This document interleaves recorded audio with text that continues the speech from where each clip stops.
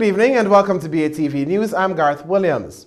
Prime Minister Andrew Holness says leaders at the G7 summit held in Canada over the weekend were receptive to his message on climate change. The Prime Minister was invited to make a presentation on behalf of small island developing states at this year's meeting. Javon Keys has the details. Prime Minister Holness said during his presentation at the G7 summit, he highlighted the plight of many small island developing states like Jamaica and called for the creation of a more understanding system to help facilitate economic growth for these states. I made the point that the best partnership that the more developed countries could seek to strike with small island developing states is to be more facilitating of our economic growth and trade and technology transfer, and developing a global system that is more understanding of the issues faced by small island developing states. He noted that the leaders were attentive to his presentation and showed keen interest in tackling issues such as climate change. The presentation was very well received. The mood in the room was one of embracing the smaller islands, the small island developing states, and wanting to take genuine instrumental action in coming to grips with the challenges of climate change,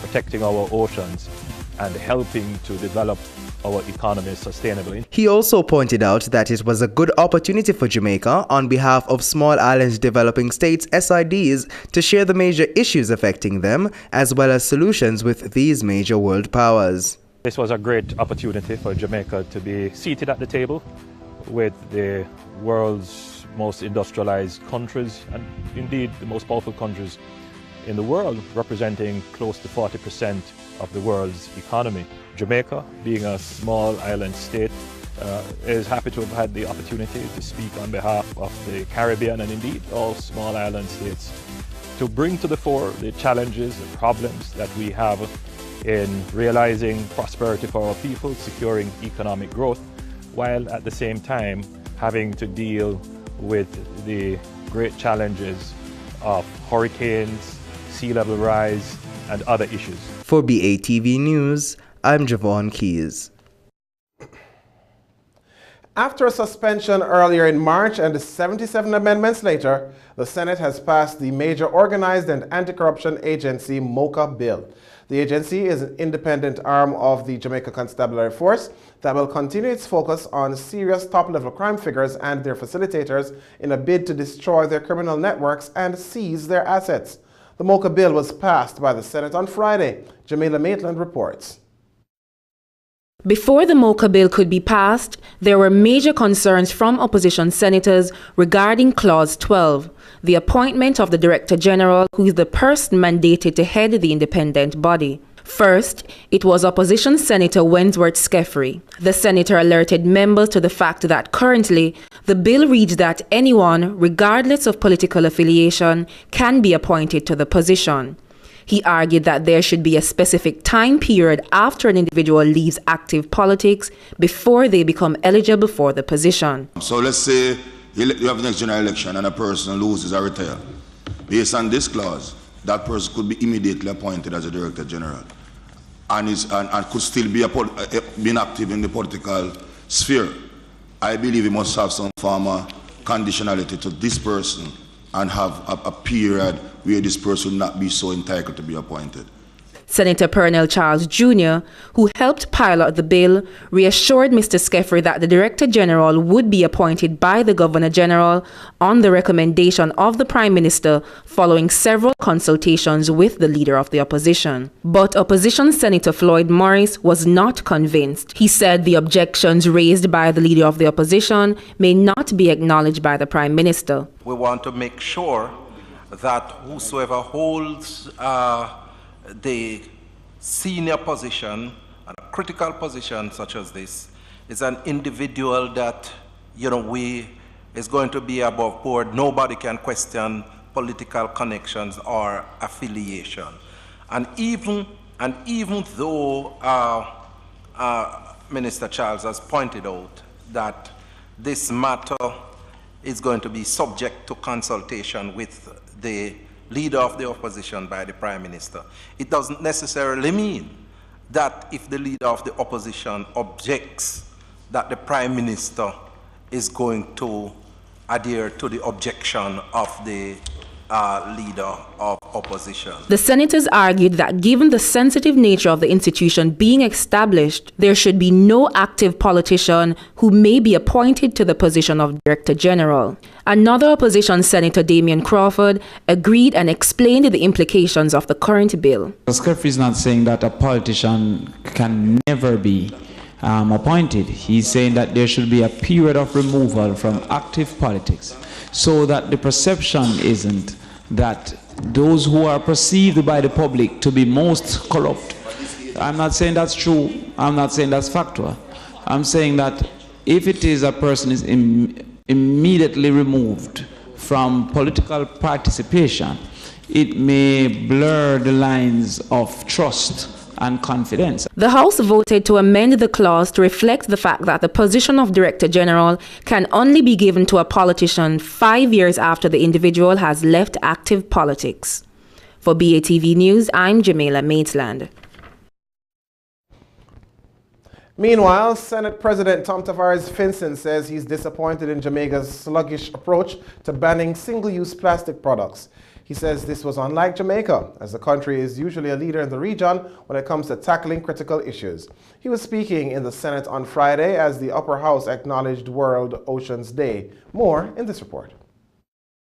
The Senate President said since the government's announcement that it intends to ban single-use plastic products, there has been little to no word from the manufacturers, wholesalers, and retailers of these products to support the government's effort to preserve the environment.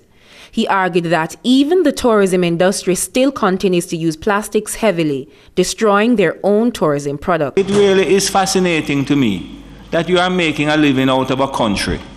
You're making a living selling things to people. You're making a living in the tourist industry. And you don't understand that it is in your interest to protect the environment. It's bizarre. Well, I'm going to make a promise here to the Senate today. I am going to start carrying my tote bag to the supermarket. I don't want no plastic scandal bag from no supermarket. Mr. Tavares Finson said it's in the country's best interest to ban the products and the private sector must play its part. However, Government Senator Don Webby pointed out that perhaps the president has been shopping at the wrong supermarket. He explained that some companies have been playing their part, but more still needs to be done. The supermarket that I'm involved in on Earth Day, we have started a program of using recycled bags. And it has been such a tremendous success from the consumers that we have to be reordering basically on a weekly basis to keep up the demand. I think what we need to do is to encourage those that are doing it already, and for those that are not, we encourage it, because the truth is it's a win-win-win, as you are saying, for the country, for the consumer, and for business. Meanwhile, Government Senator Matthew Samuda, who piloted the bill, agreed with the Senate President, saying there's now a plastic island being formed in the Caribbean Sea because of improper garbage disposal. There's many types of tourism, sports tourism, ecotourism, but there is no garbage tourism, Mr. President. There is no fillet plastic bottle. So we are literally drowning the hopes and dreams of our fishermen. We are kicking ourselves in the foot with our tourism product, and we are literally making our country a worse place for our children if we continue the way we are going with plastic bottles. Whilst agreeing with the need for the ban, Opposition Senator Sophia Fraser-Binns said utilizing the environmental levy could also be one way to help effect change. One of the things that comes to mind easily is, for example, the environmental levy.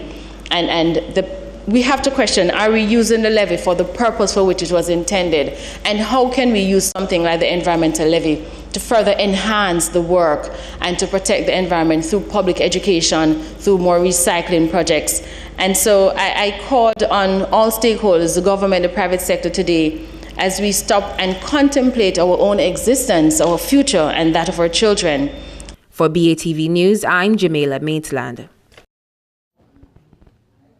And when we return, government moves to establish procurement commission. This and more after the break.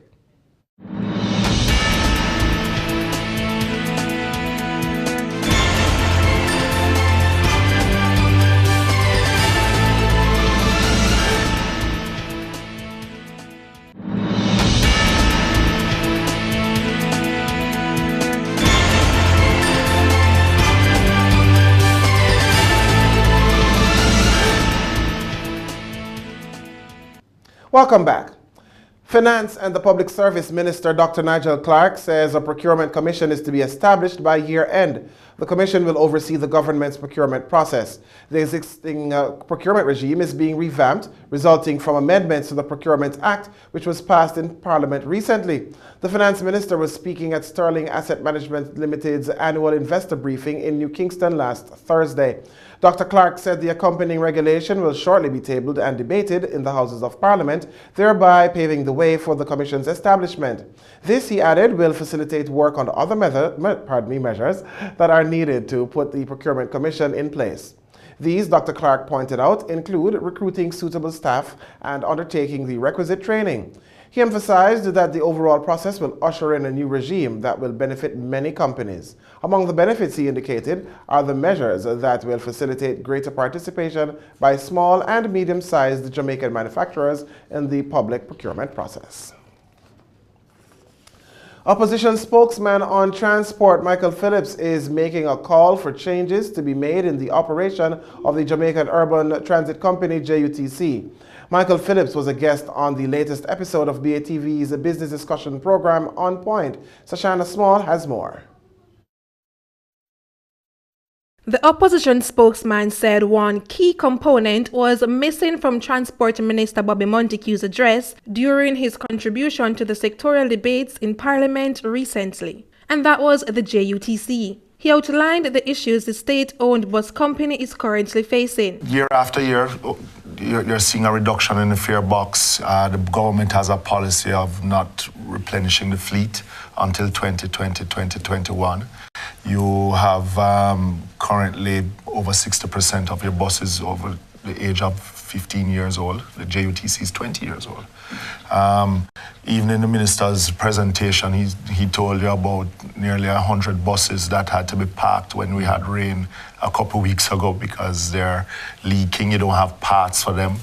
You currently have probably just one trained mechanic there now for the whole fleet. We have mechanics leaving us in droves. Your fuel bill is increasing by $1 billion every year. Michael Phillips is predicting more trouble ahead for the JUTC if these issues aren't addressed urgently. It is that we're going to resolve the hemorrhaging at the JUTC. I've been making a statement all year so far that if we continue on the same path with the JUTC, by the end of the year, you wouldn't have any choice but to close it down. Meanwhile, President of the Jamaica Association of Transport Owners, JATU, Louis Barton, had a suggestion to make the JUTC more viable. Suppose that JUTC can go from half a tree to Papine every hour. You can depend on that and allow the private operators under strict control, right? But for Michael Phillips, the JUTC is going in the wrong direction, and that needs to change. It is going in the wrong direction. You can't be pumping $2.5 billion in a bus system that you're not doing any improvement, but you're just having it on life support. For BATV News, I'm Shoshana Small.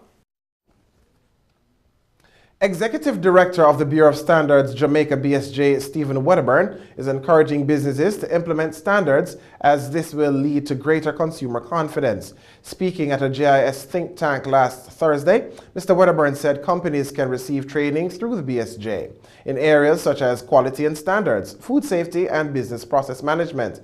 He noted that the operational changes at the BSJ has created the opportunity for the agency to assist businesses through the development, promotion, and use of standards.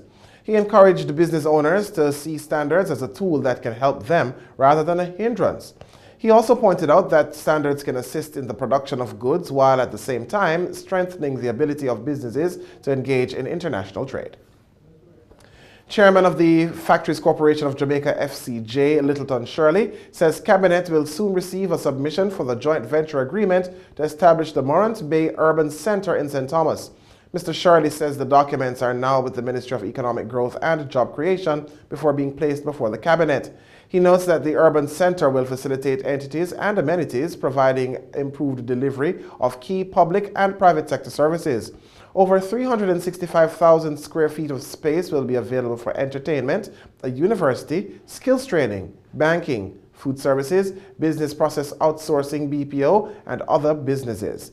The proposed $4 billion Morant Bay Urban Center will be developed just outside the existing town on the 25-acre property where the old Goodyear factory is located.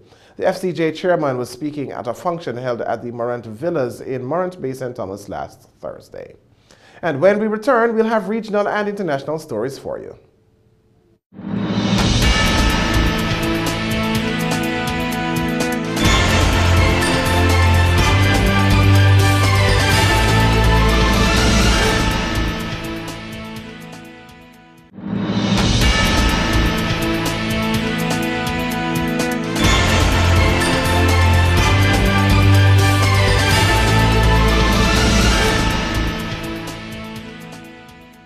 Welcome back. It's now time for regional and international news. Barbados' new Prime Minister, Mia Mottley, delivered her administration's budget today. The Prime Minister told Parliament that effective July 1, the National Social Responsibility Levy will be repealed. She said the island's Fair Trading Commission will be asked to monitor developments to ensure that retailers reduce their prices appropriately. The road tax will also be abolished and replaced with a fuel tax. The fuel tax will be levied at a rate of 40 cents per litre of petrol and diesel and 5 cents per litre on kerosene. She noted that the government is prepared to waive all interest and penalties payable on income tax, land tax, corporation tax, and value-added tax owed to the Barbados Revenue Authority for the tax years 2000 to 2016 under specific conditions. Meanwhile, the Prime Minister said effective October 1, 2018, passengers flying outside of CARICOM will be required to pay US $70 in airline travel and tourism development tax, while passengers flying within CARICOM will pay US $35. The government is also introducing a room levy for hotel rooms, and the rates will range from US $2.50 to US $10 per room per night.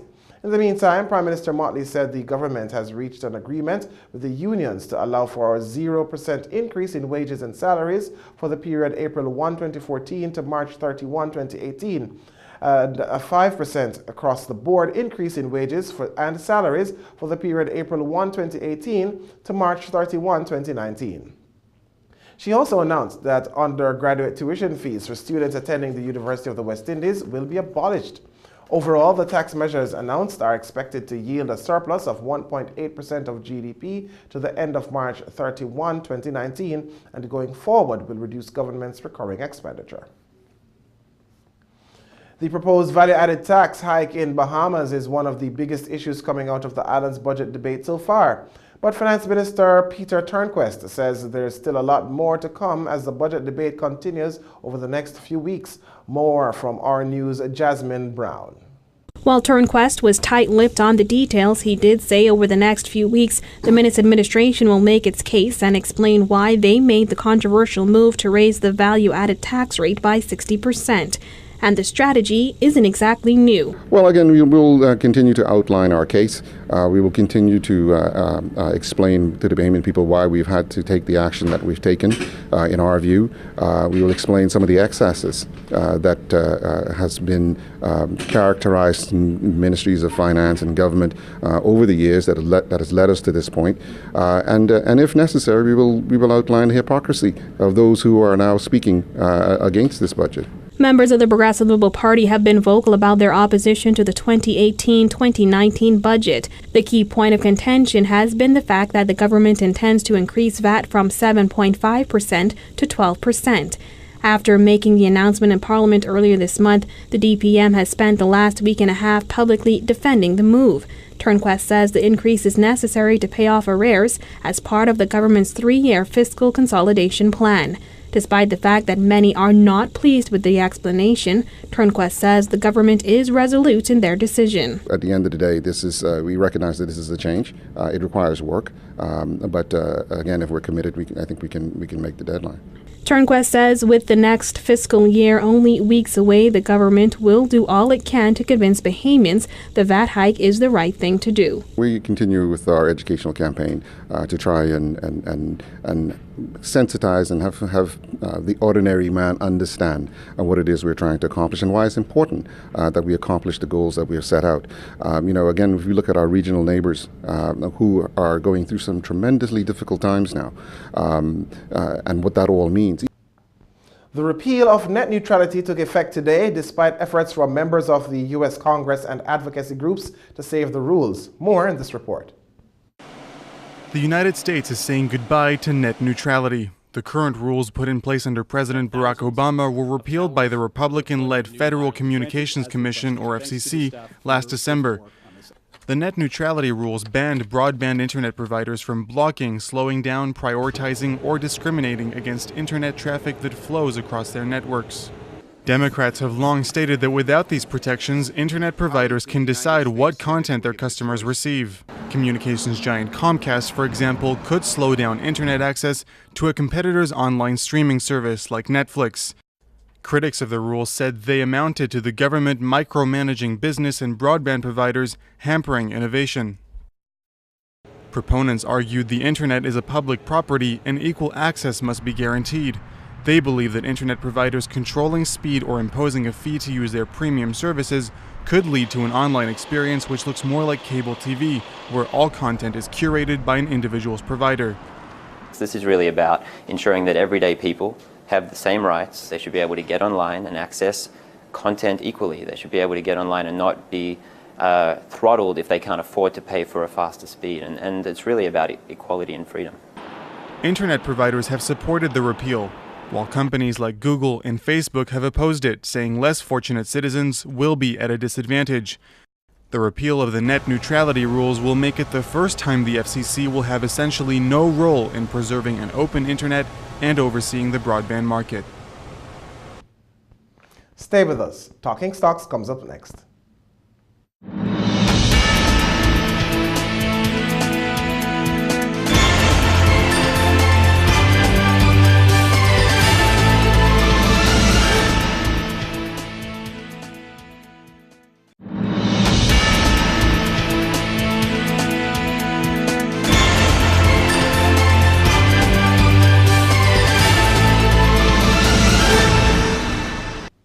Welcome back. It's now time for Talking Stocks.